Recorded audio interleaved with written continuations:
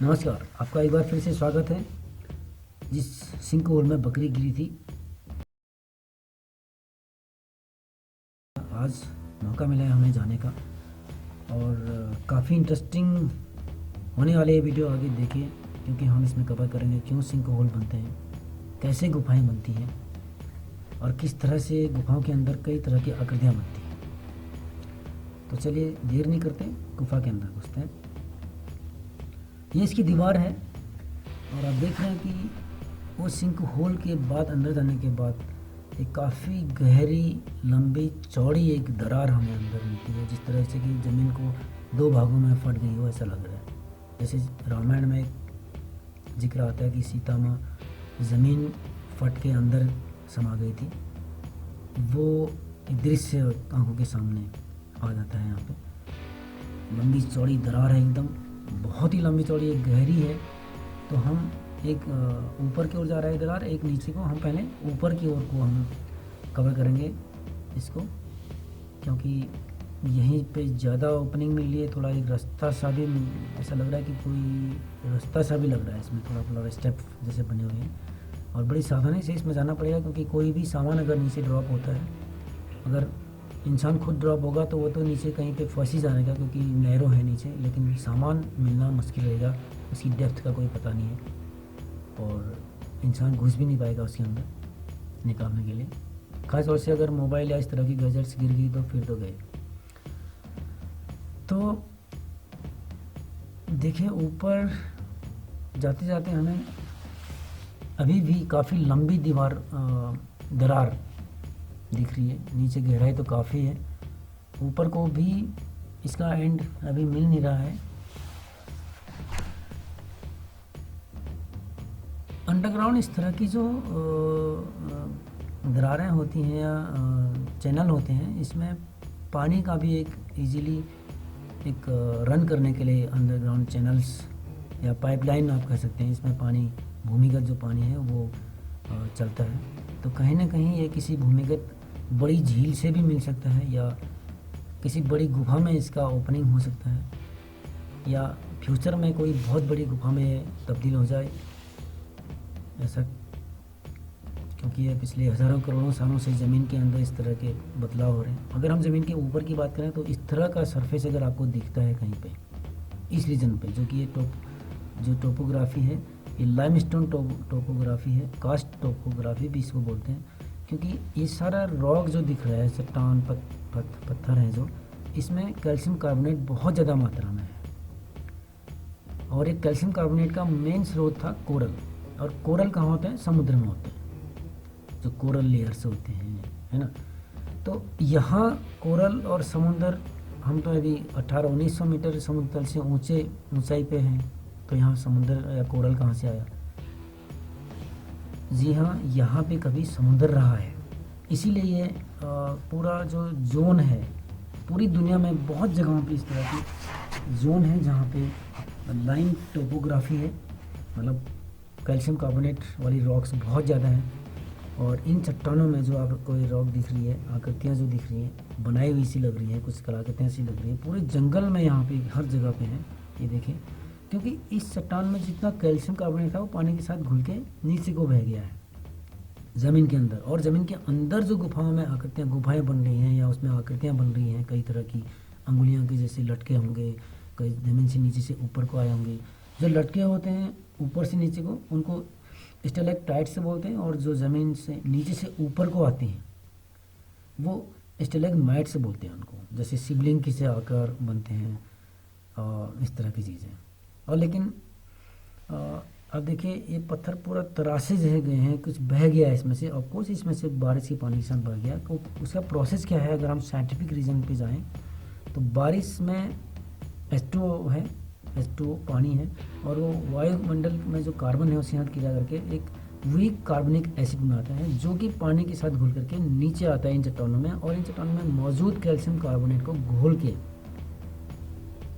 इस तरह की मतलब घोलना की प्रोसेस से ही दरारें बनती है, दरारें, लाइनें, फिर यही जरा गहरी हो जाएंगी लाइनें, और इस तरह के स्ट्रक्चर्स के रूप में पानी के साथ, बूंद के साथ वो कैल्शियम आता है, जमता रहता है, मॉइस्चर के साथ में जमता रहता है, काफ़ी हार्ड स्ट्रक्चर बना देते हैं। अब ये देखिए यहाँ पे वाटरफॉल सा दिख रहा है, तो इसलिए इसको फॉल बोलते हैं, इसे फॉल बोलते हैं। और कहीं पर ऊपर से नीचे को अगर इस तरह की चीज़ें आती हैं और नीचे से भी ऊपर को आती हैं और अगर वो मिल गई आपस में तो उसको केव पिलर्स बोलते हैं। अभी आपको एक केव पिलर भी दिखाएंगे हम। ये देखिए पूरा ऊपर से कैल्शियम कार्बोनेट पानी के साथ में बहता रहा है। वो दिखेगा नहीं बहता हुआ, हाथ लगाएंगे ड्राई मिलेगा आपको, काफ़ी मजबूत रहेगा। आप हथौड़े से मारेंगे टूटेगा भी बहुत। हाँ ये पिलर है, ये जो लेफ्ट साइड में है एक पिलर है और ये फॉल है पिलर के साथ में जो मेरा है इस तरह से। ये सारी प्रोसेस है। ये देखिए ऊपर से कुछ बूंदें टपक के इस तरह की आकृतियाँ बनाती हैं केव के अंदर। नीचे से ऊपर को है स्टैलेग्माइट्स। और अगर आप गौर से आप देखेंगे ये पानी की बूंद गिर रही है नीचे, आपको दिख रहा होगा पिक्चर में। तो ये थन का गाय के थन का सा आकार है। ये एक्चुअली में गाय के थन की तरह अंदर से एक छेद होता है, इसमें टनल होती है जिसमें से पानी रिस रहा होता है। और ये अभी इसकी हाइट, इसकी जो लंबाई है ऊपर से नीचे करीब 8 इंच करीब है। ये अगले कुछ सालों में ज़मीन तक मिल जाएगा और नीचे से भी वो जो डिपोजिट हो रहा है वो भी ऊपर को मिल जाएगा। तो ये प्रोसेस हमें एकदम से समझ में नहीं आएगी क्योंकि इसमें कई हज़ार करोड़ साल लगते हैं, बट ऐसा होता है। ये जियोग्राफिकली अगर हम देखें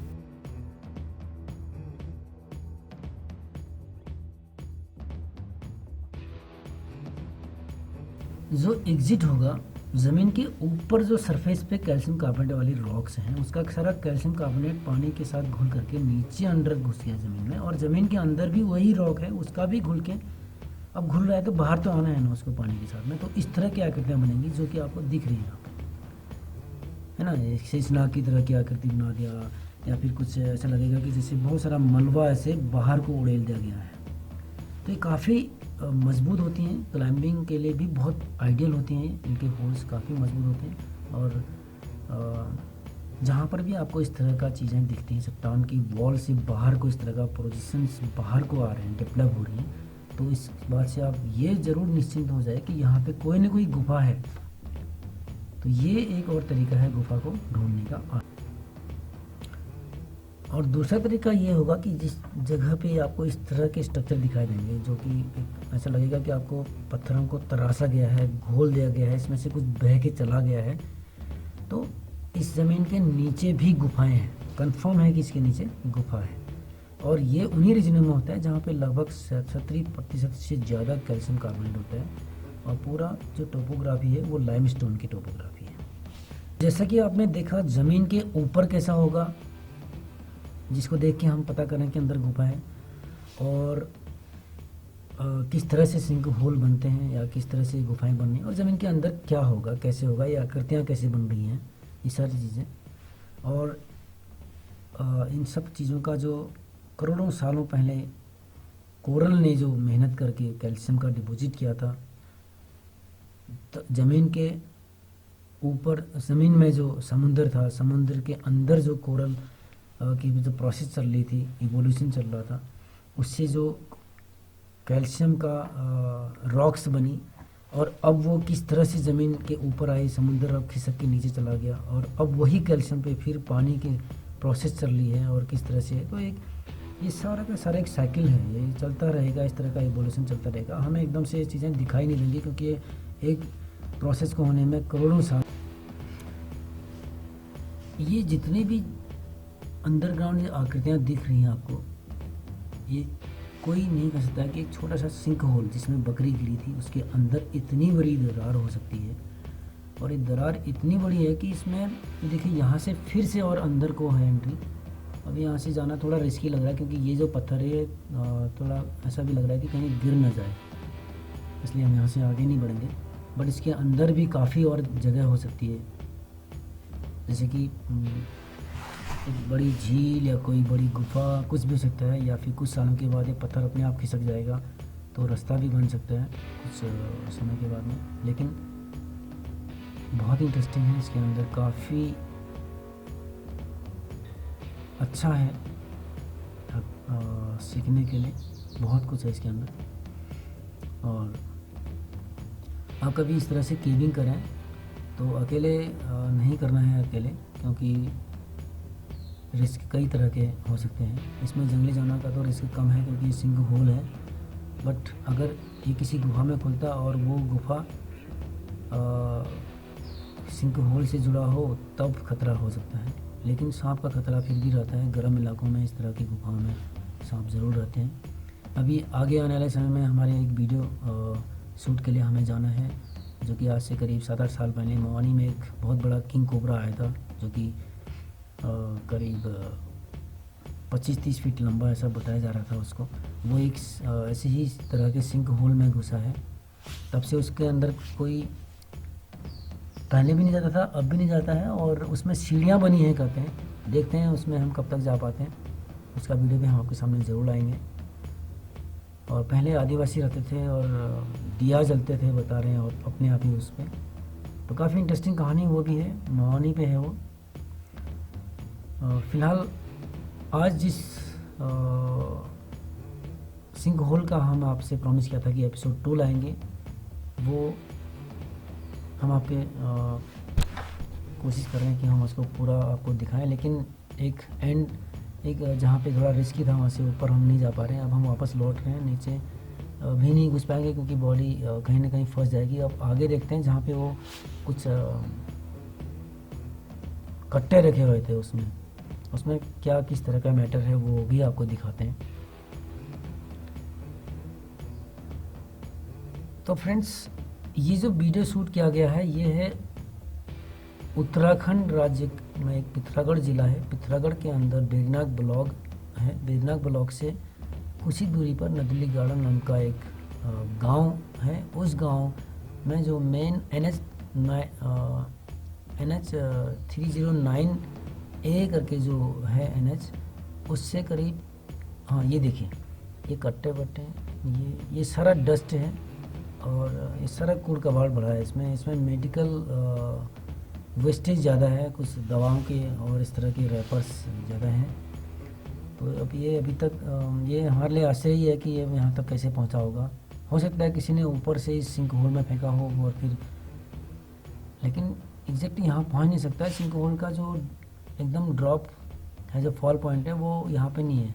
हो सकता है इसे पानी से बह के आ गया हो, बट ये कुछ इम्पोर्टेंट नहीं है। मैं सोच रहा कि कोई ख़जाना होगा तो आपके साथ शेयर करेंगे, बट ये ख़जाना कुछ नहीं है। और इससे आगे अगर हम देखें तो ये भी काफ़ी नैरो है, लेकिन ये काफ़ी लंबा आगे को है।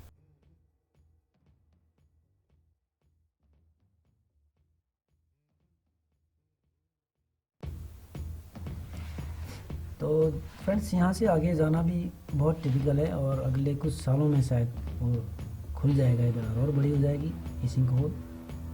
और अब जाते हैं ऊपर को।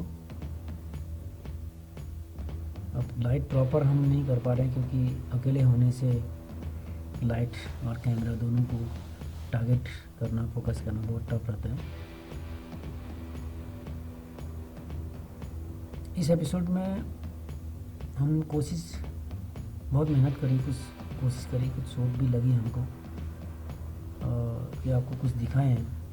आशा है कि आपको पसंद आया होगा और आप सब्सक्राइब करिए, लाइक शेयर कमेंट ज़रूर करिए, और ताकि हमें प्रोत्साहन मिले और हम और भी ज़्यादा मेहनत करके और भी इस तरह की वीडियोज़ आपके सामने लाते रहें। मिलते हैं जल्दी ही अगले किसी एपिसोड में, तब तक के लिए गुड बाय।